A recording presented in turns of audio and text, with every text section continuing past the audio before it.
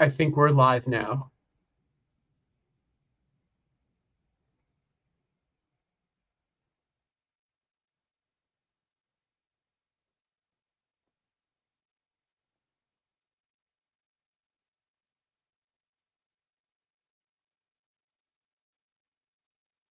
Renato, I think your sound is muted.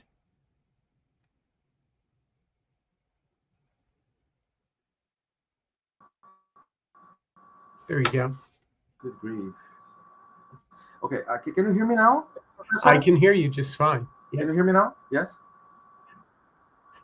Okay, all right. Okay, just a minute ago. I think that during the countdown, my microphone was shut down. Sorry.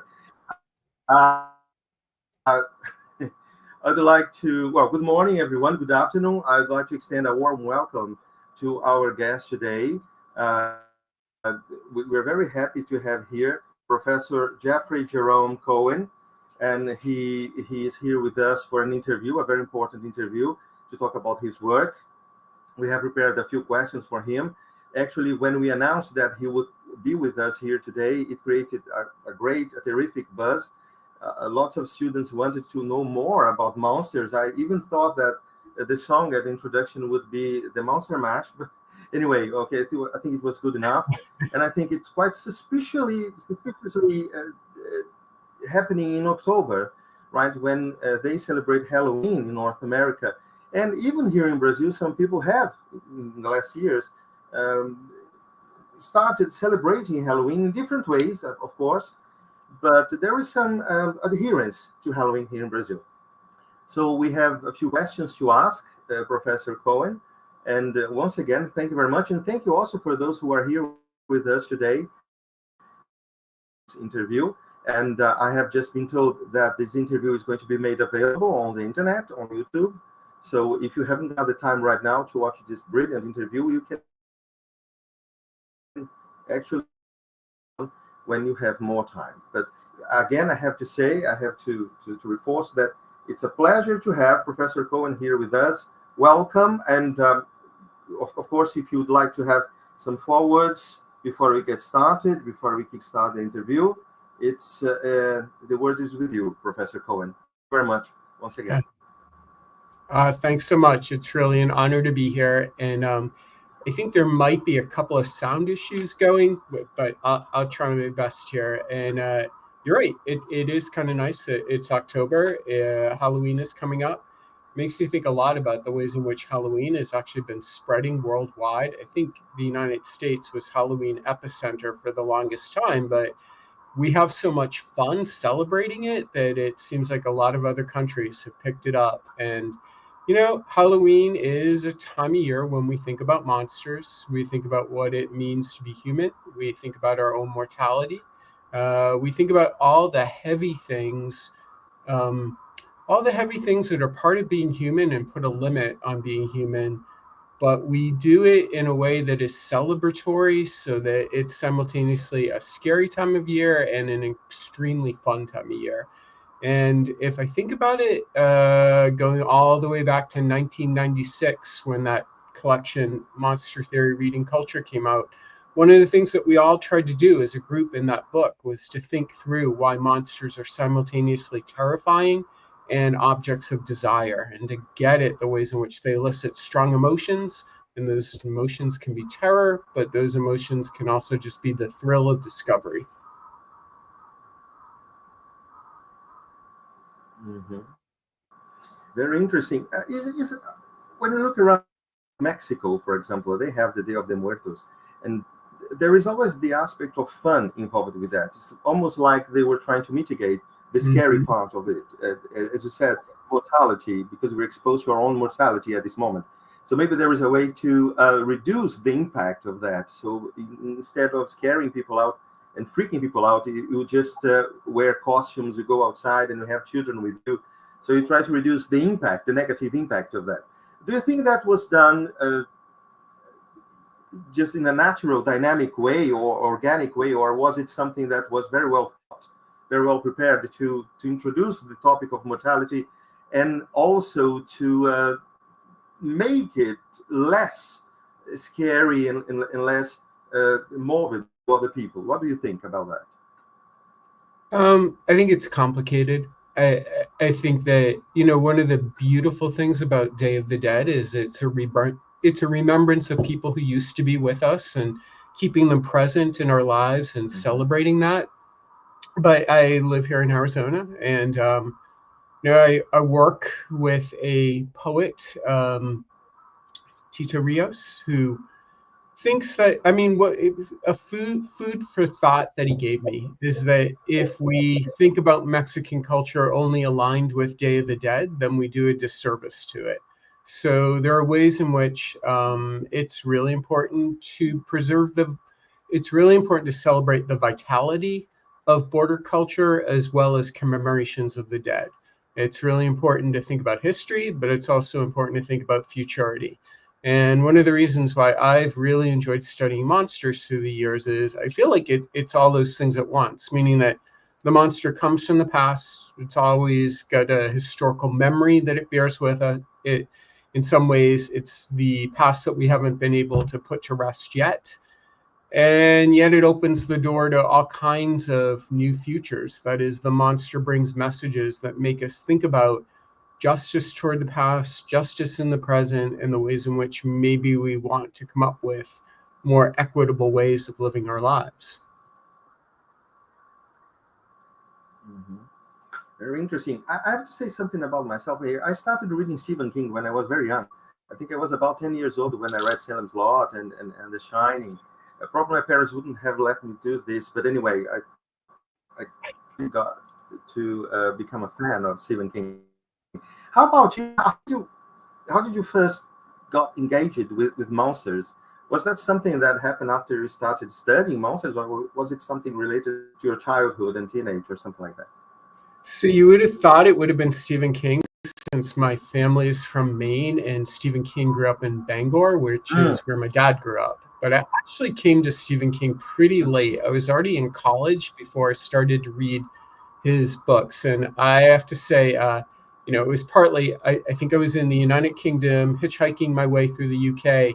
And I decided to learn more about like why I wasn't an ordinary American who knew was Stephen King inside out. And I picked up a Stephen King, it was Salem's Lot. Or no, it was the collection of stories that had the original short story that became Salem's Lot in it. Mm. And I remember reading it on a train, and I could not put that book down. And when I read Yeah. Salem's Lot, it has these vampires that live in walls, and people can hear their heartbeat in the walls. Mhm. And that night, I stayed in Durham, Mhm. and I was in a dormitory that was a former castle, and the pipes in the wall kept beating like a heartbeat. And I was just like, why did I do that to myself? Because I stayed awake all night long. So I'm very Yeah. impressionable when it comes to monsters. I think Stephen King is actually really superb at world building, where monsters feel like they're a part of the texture of the world. But for me, as a kid, it was monsters came from movies. So I used to watch. I grew up outside of Boston. There was a channel that every Saturday had the Creature Double Feature, and it'd be two classic Mm. movies that had monsters in them. Sometimes there were space aliens, sometimes it was Frankenstein, Dracula, something like that, Godzilla. So I loved those movies. And when I went to graduate school, I began to notice that monsters are in so much literature that unfolded my dissertation project, which is about the long history of monsters in mostly in medieval literature. Fascinating. You were talking about movies. Also, when I was very young, probably as I said, my parents' advisory concept is probably completely warbled. But anyway, I could also see movies, watch movies from Hammer, a studio from the UK, and I remember seeing Yeah, Count yeah, Dracula, Scars great of movies. Dracula, Christopher Lee, and I had a collection of DVDs with Christopher Lee, and I was allowed to watch those movies when I was quite young, and I was fascinated. Is, but then I was thinking the other day, is it something that boys will do? Is there a gender thing, a gender issue with that? Do girls do the same, or was it something for boys only? I don't know. There might be something there. What do you think about that? So I don't know the answer to that. I mean, I think there are some kinds of monstrous creatures that are strongly gendered, like Transformers seem to be made to appeal to a certain subset of young males. Mm-hmm. But in all of my exploration of monsters and trying to come up with a community of people that study monsters, I have not found it to be gendered. There are many. So probably there. Maybe this is because in general women are smarter than men, but I can name more women who've studied monsters and are scholars in it than I can men. And I think that even when it comes to the kinds of projects that I've worked with and on, and the people I've collaborated with, I have not found that it's broken down along a gendered line at all. So Mm-hmm. I'm not sure about that, but my suspicion is monsters appeal across gender lines. Now, are there certain Mm-hmm. monsters that are whose appeal is more gendered than others?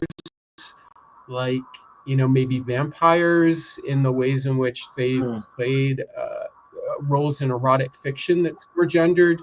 But yeah, maybe, probably, but that's not something I've thought about enough. Mm-hmm. Okay. Yeah, interesting. Yeah, yeah. I was Maybe, really thinking maybe about another way to vampire. think about it. Yeah, I'm sorry, pardon. Pardon. and I Anne couldn't Rice. I was gonna say, get you here. Sorry. I think our timing is a Okay. little bit off. There's a lag. Yep. So I was going to mention Anne Rice and her vampires and the ways in which that became. There's a whole erotic tone to it, and Yeah. I Yeah. yeah. Yeah. I think the erotic issue is very important, really. For one, I mean, for one thing, they have to be scary, but at the same time, there is the sensuality involved in that too. So it's quite mind-boggling sometimes to have the two things Mhm. together. But they have worked admirably well in movies and books, and I think even when you look at new productions like Scream, there is the aspect that some people have the fetish of looking at young people getting killed in very gory ways. So I think the hostel is also an example, an extreme example of that.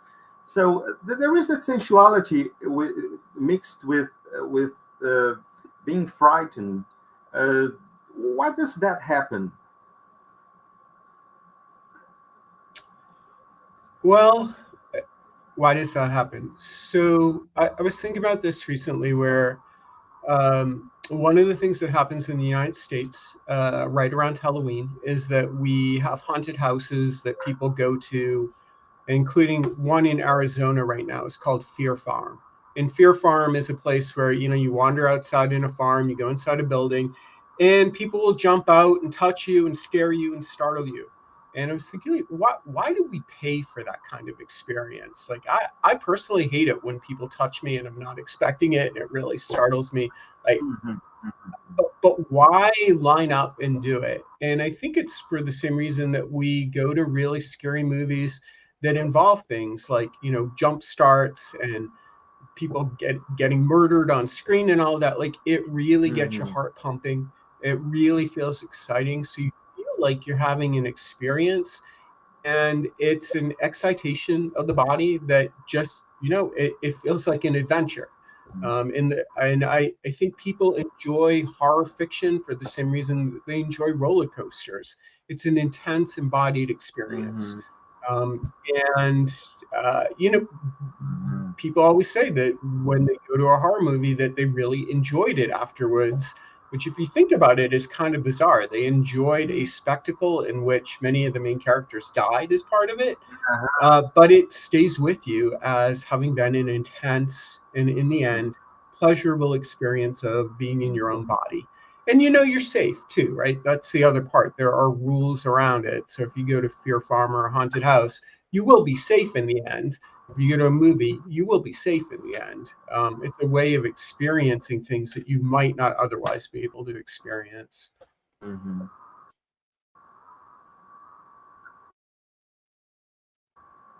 Mhm. And, Renato, I think you just muted yourself. I didn't actually. The system muted me. Sorry, playing Oh tricks my here on goodness. me. But anyway, we were talking about this being fear of being manhandled and being jumpy, where when people touch you, and it comes to my mind the fact that Jeffrey Dahmer, the serial killer, he became one of the most important figures on television in the last years because of Netflix. Well, of course, when he was arrested, there was a great buzz about it. But later on, probably it mitigated a bit, and then it fizzled out a bit. But now his name is everywhere, and now the Menendez, right? Okay, the other killers, the killers of the parents, or something like that. The Netflix is showing. So, and people have been saying, oh, but that's really cruel. That's really gross, and you don't show the victims, you don't respect the families of the victims, but it make him like a superstar. What is this phenomenon of making serial killers, monsters, becoming uh, the heroes, the good guys in a certain way? Yeah, that's a complicated question. I guess historically the only thing I can say is that the line between monster and hero is always thin, and they're always being traversed. And very often, even with fictional monsters and fictional heroes, difficult to tell where monstrosity begins and heroism ends, and the two are always becoming each other. Having said that, I don't have a lot to say about actual monsters, meaning I, I've worked a lot on monsters in literature, myth, film, etc. I'm Mm-hmm. less interested in human beings who do incredibly cruel things to each other, and I'm not fascinated by serial killers. That's just, I don't know. That's just not, there's not a pull there for me because the stakes are real humans who do suffer and die as a result Mm-hmm. of what serial Mm-hmm. killers do. So that yeah, Mm-hmm. that one cuts a little too close. So I've made a life of studying um, the cultural work of monsters. It doesn't surprise me that serial killers wind Mm-hmm. up being treated within the same way, but that is not something my own work has been on. The other thing I'll say is that, we most of us live in cultures that don't have a good vocabulary for death.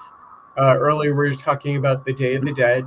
A beautiful thing about the Day of the Dead is it does make the living come into close contact with those who have passed, or at least the memories of those who have passed. Most cultures don't really have a moment of being honoring those who are gone. And in fact, for most of us, when we lose, say, a family member or a close friend to death, which we all do if we live long enough, right? We start to lose people. It's usually in a hospital. We don't really see the final moments. We don't have the Mm-hmm. presence of the dead body. It's something, somebody whisks it away and it's gone to a mortuary, and suddenly then it's in a coffin and then in a grave. We hide the finality of death so much from ourselves that I don't think we're good at processing the reality that we all must die at some point. And I do think one Mm-hmm. of the reasons why Halloween is so popular, why monsters are so popular, why zombies have become such a popular monster, is it gives us a way of glimpsing the products of death, which is to say, right, we all Mm-hmm. become dead bodies that become skeletons. That is our fate. It's part of being human. And the monsters help us to glimpse that and to think through what it means to be mortal. Mm-hmm. Yeah, fantastic. Really, yes, I was also thinking. You said it very well. Okay, you dedicated your studies to pre-modern monsters also and pre-capitalism monsters, and we are very interested in those because we teach. I teach ancient history, and Bruno teaches medieval history. So we'd like to know more about those monsters and those pre-modern monsters in your introduction to the book that seen other collections with the theme of monsters, but they haven't dedicated so much space and attention to pre-modern monsters. Pre-modern monsters seem to be not taken seriously. And you wanted your collection to be, you are an editor that wanted your work to be dedicated also to those premodern monsters. So what is the difference, and why is that so, maybe, why does that receive so little attention in other collections, in your opinion? Of course, that was in 1996. And my next question would be, what has changed since then? But would you like to elaborate a little bit more on that, please? Yeah, sure. Thank you. That's a really great question, and it helps me to talk about something I care deeply about. So, I'm trained as a medievalist. I did a minor in classical studies. I'm really interested in the past. Also, I work in monsters. I work in environmental literature. And one of the animating impulses of my work is that I feel like now we've worked really hard to forget all the things that we used to know, meaning that I turn to the past because I find that there's a deep knowledge there that we've worked hard to just not to cope with anymore. There are stories from the past that could help us to have a better future if we were to grapple with them more. Another way of saying this is somehow we convinced ourselves that the people that came before us were somehow not as smart as we were, or they just didn't have that they weren't as savvy, they didn't have a contribution to make to the kinds of presents and futures that we're in love with. I think that's wrong. I think that one of the beauties of studying myth, one of the beauties of studying history, one of the beauties of studying stories that arrive from long ago, it's a reminder that humans have always been complicated, that our ancestors have bestowed to us a rich trove of treasure, meaning narrative, that we can use and grapple with and think through the complexities of our own day with. Um, I, I, I, I think the place where the past has not been discarded is actually in young adult literature. So, you can't have things like, Percy Jackson without turning to Greek myth. There's a way in which I think the myths of Mm-hmm. yesteryear still resonate. It's just we've written them off as being mostly for younger people rather than anything having to do with what we can do at the present moment. Now, having said that, I do think that we have some really good poets and really good thinkers of narrative, like Emily Wilson in her translation of the Iliad and the Odyssey. She's made those for English speakers. She's made them newly relevant to the world we live in, and I love that. It become because of work like hers, we can question why is it that we think that the past should remain in the past. The past is like a monster. It will continue to live, it will continue to haunt. And we may as well acknowledge that its presence in the world that we've inherited. So, a long story short, I do feel like the past is always with us, and it's better to acknowledge its livingness, right? It is alive in the world that we inhabit, as a way of coming to terms with who we are at this moment and who we might be in the future. Mm-hmm. Thank you for your answer. Um, do you blame that to presentism? So, do you think presentism is part of the problem for us to neglect that kind of past, or just to be neglectful about that? Yeah, yes. I also do think, and now I'm talking about the United States in particular, we're living in a cultural moment when learning is being disparaged, when knowing things turns out to be bad rather than good, where, here I'm at a large state institution that is dedicated to making knowledge available to as many people as possible and in as many ways as possible. That mission has become increasingly challenging at a time when you have a lot of people arguing that you don't need to go to college. You have a lot of people arguing that the only knowledge you need are job skills. That is a Mm, diminished way of being a person. Honestly, I think the more knowledge you have, the better. The better equipped you are to grapple with the complexities of human history, the better. We want people to be able to live a good life, and you can't do that unless you live a thoughtful life, unless you live a life where you have curiosity, unless you're living a life where your curiosity is always engaged, Mm-hmm. when discovery is a part of the warp and weft of who you are. You're going to live a diminished existence, and I fear sometimes that certain people want more people to live a diminished existence. So yeah, there is a struggle going on at this moment for uh, honestly for being a world citizen, right? Where some people disparage that, and that is unfortunate. Yeah, you were talking about an agenda, right, to do that. Yes, to decrease the not only the level but the access to knowledge, and it seems to be spreading all over the world. Right. Right, it's a phenomenon that is not only seen in the United States. We can see that in Brazil, in other countries, and even in Europe, dropping some disciplines and just being neglectful and not worrying about how are going to not only receive information but also how are they going to digest that information. And I'd like to ask you a question about that, about preparing people to think about what they are learning, because it's not just content. It's just, I mean, they have to all and create something. And in terms of society, I think we have to do it. But what is our limit in terms of interfering with language, for example? Should we keep the language? We're talking about the Iliad and Odyssey. Should we change the language also? Should we adapt it to new generations, or should they have the same experience reading the same English from the 19th century, for example, to have that kind of atmosphere, or is it just irrelevant in terms of the final product that we are looking forward to? I don't think we have to choose, honestly. I mean, I think in an ideal world, we equip those who want to be able to read the Iliad or the Odyssey in Greek. We also equip them to read it in contemporary translations.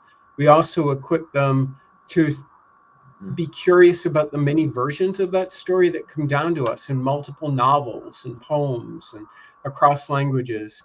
In ideal world, our curiosity always propels us to try to think about what we don't know and to expand our horizons to make that possible. Another way of putting this is, for us, a language barrier here is Portuguese versus English. I don't speak Portuguese. Mm-hmm. You speak very good English. I Oh, thank have trouble communicating across that language gap, right? But one of the things you. that I'm a dean of humanities at a university that has a really good Portuguese program.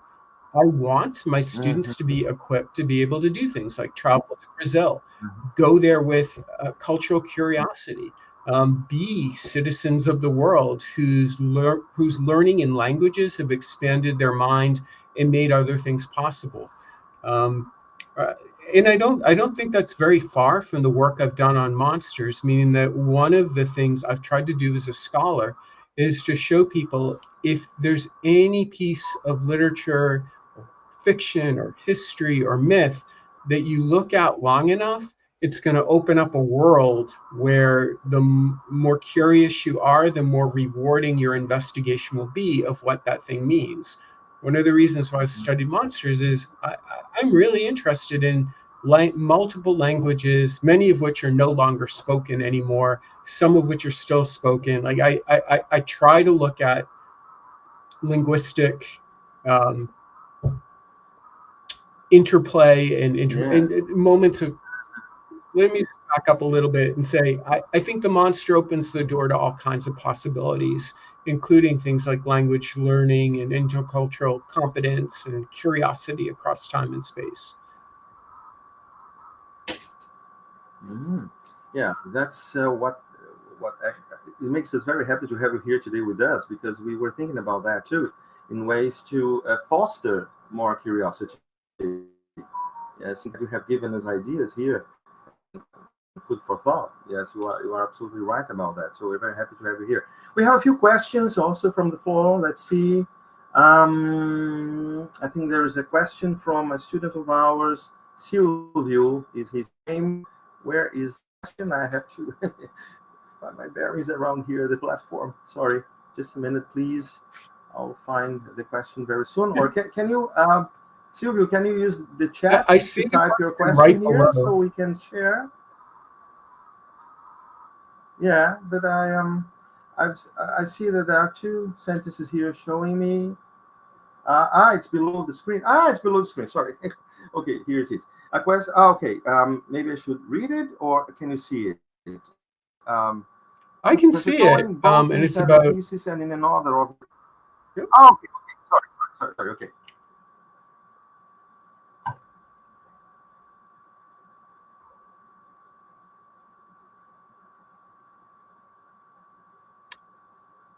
So my quick reaction to that, I don't quite see a question in it, but it's a nice observation. And I would simply say that how much the use of the concept has changed I in think, your point of there view is a from secret for that. publication. Sorry. Sorry, Professor Yeah, Cohen. There is a second part to the question. Sorry. Here it is. I see it. Yeah, it's actually a great question. Sibio, thanks for that. I will say that in some ways it's changed a lot. In other ways, it hasn't changed.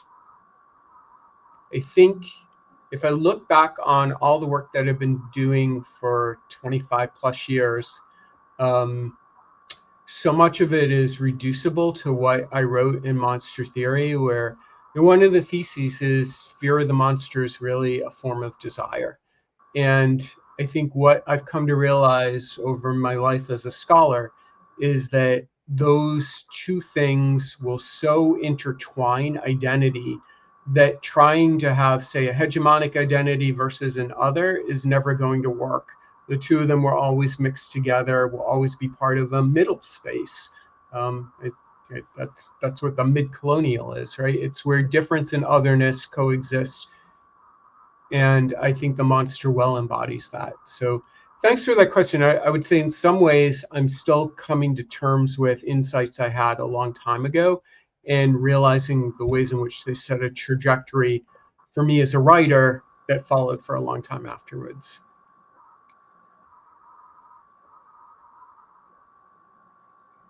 Okay, thank you very much for the answer. We have another question from Diego.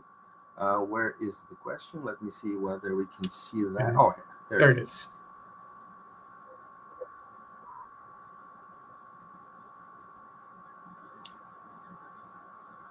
All right. Monster culture and views in the natural world and the animal other, not just the human other. Diego, you're really onto something with that. I think you're exactly right. So if you're going to study humans and monsters, the question of animality has to be central to it.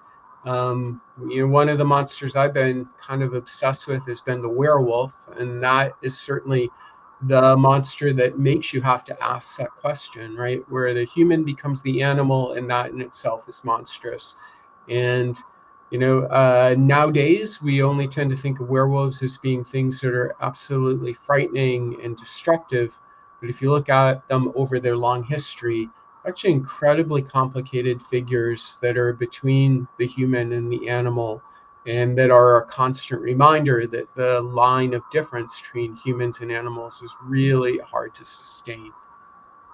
So, Diego, I think you're really onto something. Okay, thank you. Thank you, Professor Cohen. I'd like to ask you something else about religion and monsters. What's the connection between them? Were maybe both parts necessary so that the other can legitimate their their ideas and concepts? Is there a necessity? Is there a need to have a monster so that religion can have the evil that has to be kept kept away? So, is it necessary for Yes. I mean, I think monsters are really good at patrolling the boundaries of the possible, and they can be useful for religions. If a religion wants to declare a certain boundary, it should not be surpassed or trespassed as a way of delimiting good from evil. But the problem is when the monster is at that boundary, it might stand as a warning, but it might stand and beckon. That is to say, cross over and see what it's like over here on the other side of identity. So monsters wind up being complicated, right? They can lay down, this is the where you will not pass, but they can be so enticing that they kind of tempt people to pass. The other thing I'll say too is that Christianity tends to be a little more definitive and dualistic than some other religious traditions, where morality and ethics can be a little more complicated, or where monsters are not ethically simple; they're ethically complicated, and that heroes are harder to tell from monsters than in some other traditions. Another way of putting this is I always think about the biblical moment when David kills Goliath. The young man triumphs over the evil giant, representative of another culture. And that's supposed to be something that's simple and straightforward. But you got to wonder how much it really is. And those traditions of giants that are much more complicated in non-Christian cultures. Mm-hmm. Yeah, probably there are several layers involved. Yes, uh, because in a certain way they have helped each other. Yes, to connect with people. The fear of the monster is a very powerful instrument to obey and believe. And I remember when I was young that when I went to church, they would teach me phrases and parts of prayers that I had to use to thwart the evil and to stave off the devil or something like that. It was something that I was told, I was taught when I was young.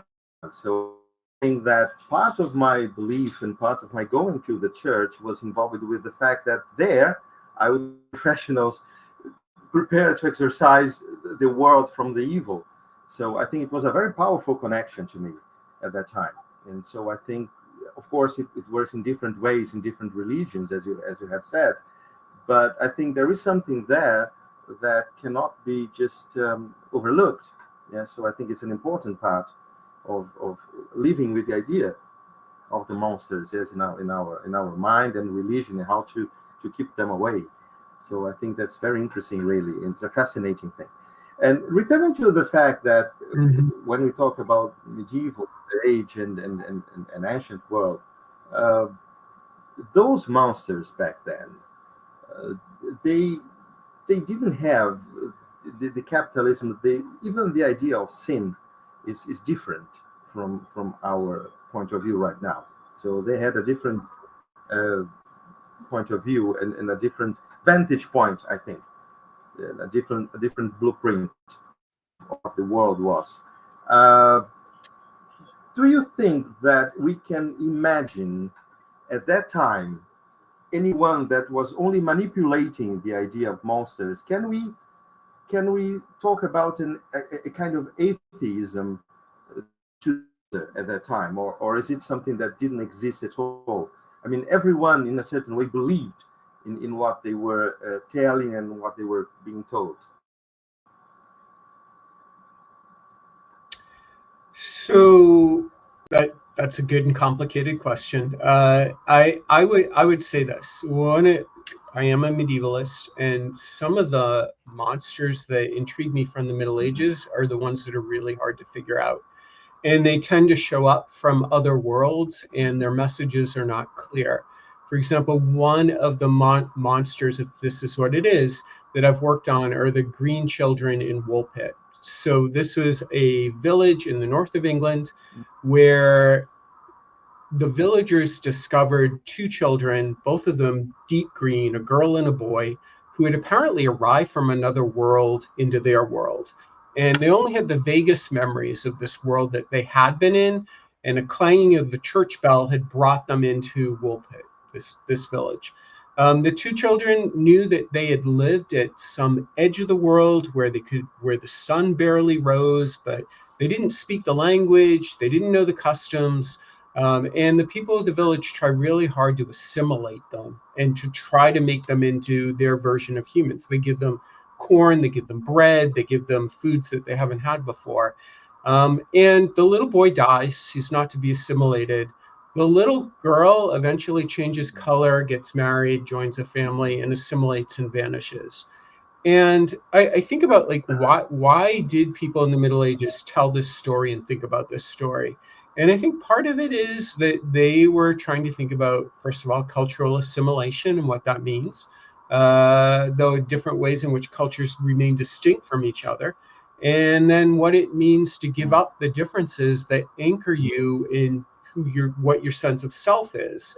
So it's an ethically ambiguous story. There's no moral to it other than it's a staging of what it means for humans to encounter differences that can seem insurmountable, and have different conclusions to them. You can assimilate and vanish, or you can hold on to your difference and simply die like the boy did. And I'm just fascinated by monsters that open up for a short period a glimpse of a world that's unattainable, non understandable, very different from our own, but spurs our curiosity to think about the fact that maybe the world we're living in right now doesn't have to be the way it is. Maybe we could reconfigure the very rules by which we live our lives and, declare ourselves to be good humans. But I keep using the word curiosity in our conversation, but those kinds of monsters elicit curiosity. How could the world be different? Fascinating. hmm Yeah, I think my main takeaway from your talk is how diverse and how complex monsters can be, yes, in our society, and a cultural aspect related to it. And I think we were simplifying things too much.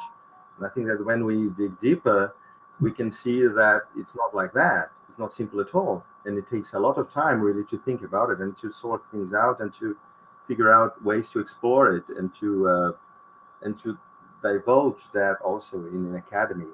Because as you said yourself, we're living in an age when people are not really considering that very important. They're saying that we just want to learn what's basic, what's on the surface of things.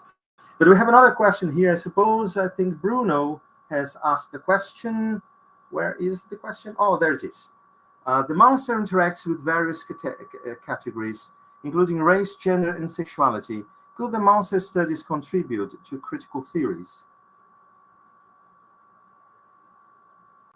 That's a great question. And I would say the answer is monster studies does contribute to these critical theories, and these critical theories really inform what monster studies undertakes, so that there is a symbiotic relationship between the two.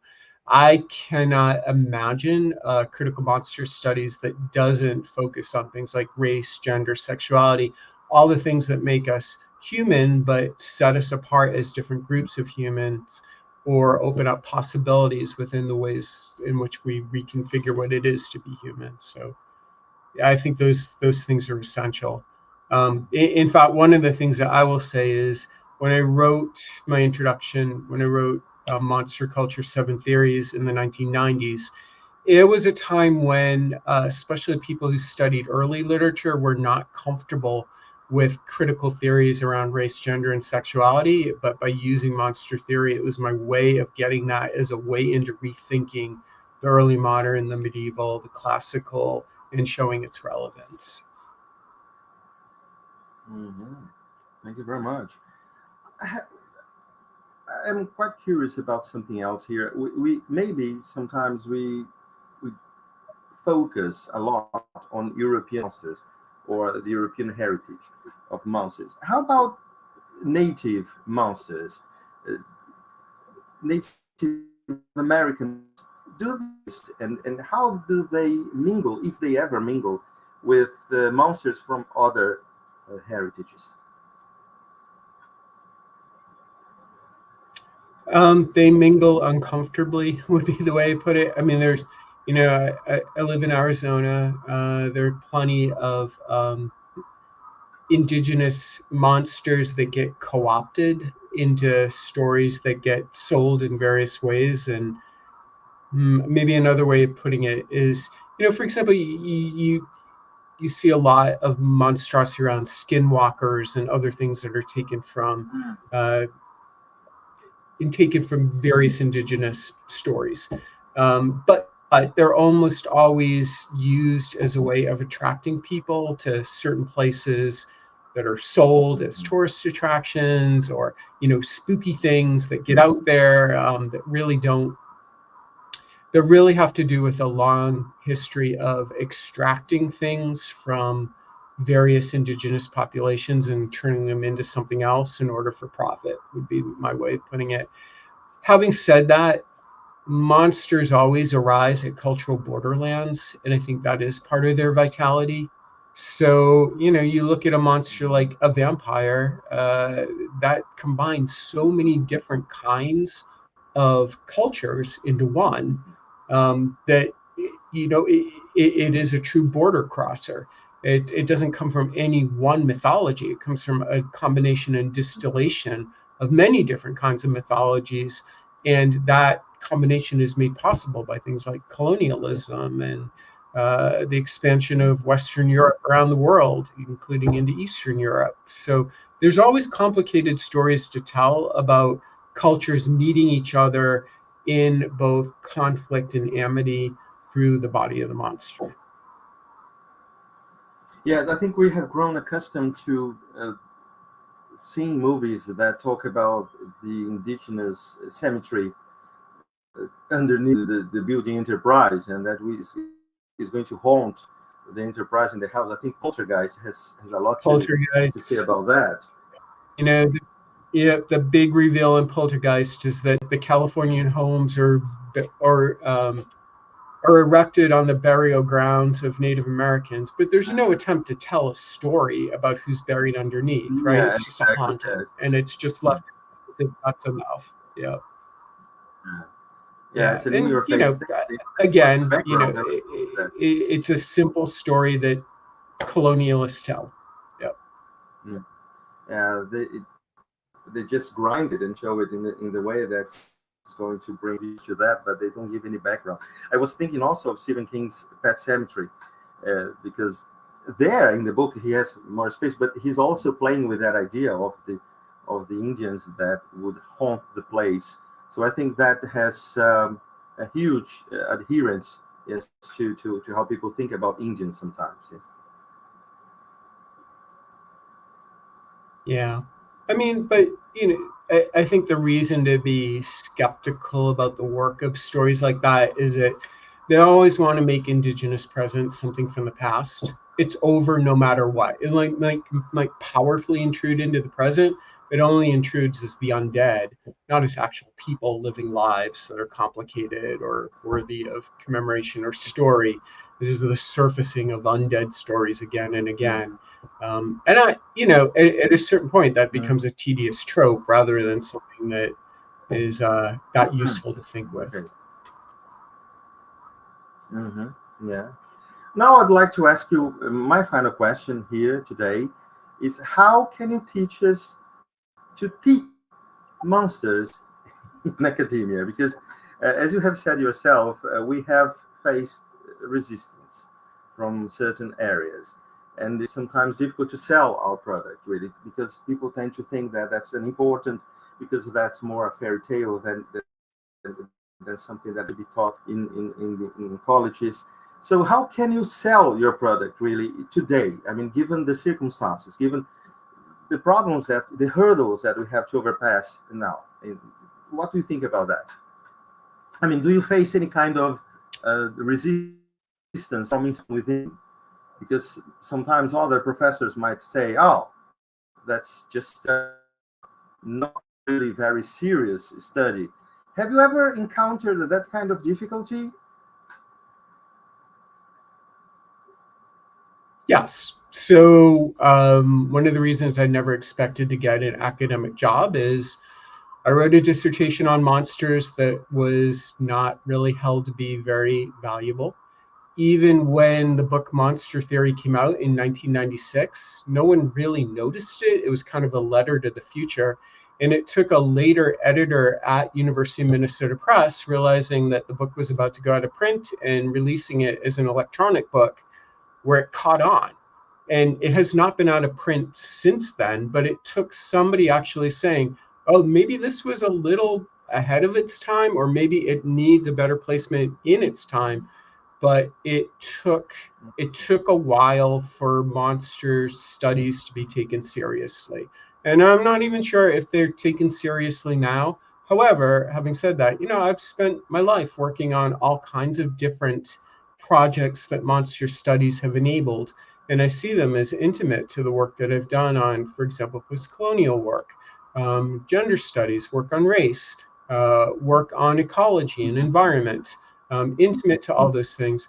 But Renata, I also think behind your question is the bigger question of, does studying the humanities matter right now at a moment that is either addicted to denying knowledge about things or putting all kinds of money into science and technology and not thinking about the traditional humanities? And to that, my answer to that is rooted in what I've done in monster studies, which is to remind people that it's not enough to have knowledge. You also need to have curiosity. It's not enough to know how to do things. It's also really necessary to have the imagination that will spur you to do things better, more inclusively, more innovatively. These are these are the kinds of things that we learn from the humanities. And then a third piece that I'd add to it is we do not often enough ask what it is like to live a good life. We tend to live an examined life, not a good life. If we equipped people better to lead a life that feels fulfilling, that is grounded in ethics, that they can speak in their own values, well, then I think that the value of the humanities becomes so much clearer. So, living a good life, curiosity, stoking the imagination, these are why the study of the humanities remains essential. Yeah, fantastic. Really. So the spurring And monsters are part of that. creativity, yeah, I think that's very important. Really, the drive, yes, to do it and to be creative. I think that's very important. Really. Well, we're basically wrapping up things here. But is there any other question before we come to a close? Let me see. Are we done with questions? Any other question? Outra pergunta? Alguma outra pergunta? No, there is no other questions. Well, Professor Cohen, thank you very much, really, for taking your time to be here with us, for bearing with us. It's an incredible experience for us to talk about monsters, and It's been a especially in pleasure. October, right? It's really a pleasure to have you here. We are quite honored, really. It's a terrific event for us to have you here. Thank you very much.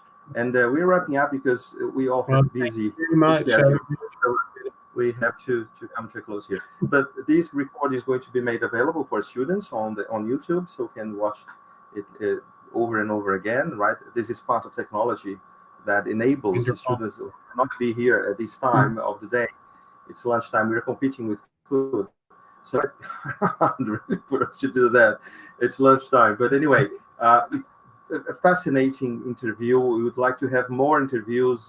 We invite you to come to Brazil. And if you come to Brazil, do look us up, really, because it would be great to have you here at the university. Your work is fascinating. Thank you for editing that work, because it made us so fascinating, fascinated, and your creativity is beyond belief. Really, I think you have found ways really to foster creativity, to create that spurring moment for us to talk about monsters. Thank you very much. Once again, I'd like to thank those who are viewing our interview here today. Thank you, Bruno, for inviting me to mediate this interview. I hope I have done a reasonable task here, a reasonable job. Sorry, I hope I haven't ruined the interview. Sorry if I have. But thank you very much, Professor Cohen. Thank you. I appreciate it. It's been wonderful. Okay, we had some audio issues. I apologize for that. Okay, so I think we're coming to an end now. So that's a wrap. I think we can stop the recording. Bruno, you have the means for that. I don't know how to do it actually.